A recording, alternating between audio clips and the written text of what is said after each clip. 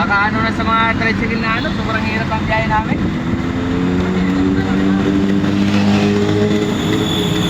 Bakit po? Bidon mo yan, bidon mo. Ha? Bakit po? Ha? Eh, pakisabi na lang kayo, mas ang hirap ng biyahe namin eh. Ang hirap ng biyahe nyo? Hindi ko ka na hinahanap ni boss. Bidon mo, bidon Ha? mo. Ito nga, hindi ko ka na hinahanap ni boss. Ang hirap ng biyahe namin, pakisabi na lang kay boss na ano, ang hirap talaga ng biyahe namin eh. Hindi ko pwede yung ganun, Brad. Hindi ka nagpapakita. Bidon mo lang siya. Ha? Ilang beses na kita pinupuntahan sa terminal? Ha? Lagi mahina ang biyahe namin eh.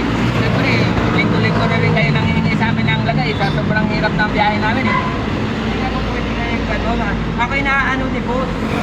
Kayo nakikiusap, kayo nahuhuli, ha? Si boss ang sumasagot sa inyo, ha? Eh, normal lang yan kasi kaya yung ano namin eh, protection eh.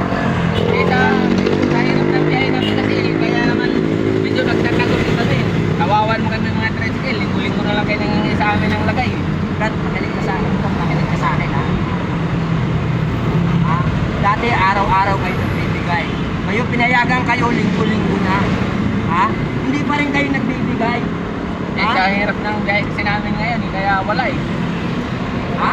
Sa hirap ng biyahe namin, pagsabi na lang kay boss sa susunod na lang na araw. Kasi sobrang hirap na ang biyahe namin sa ano, tricycle.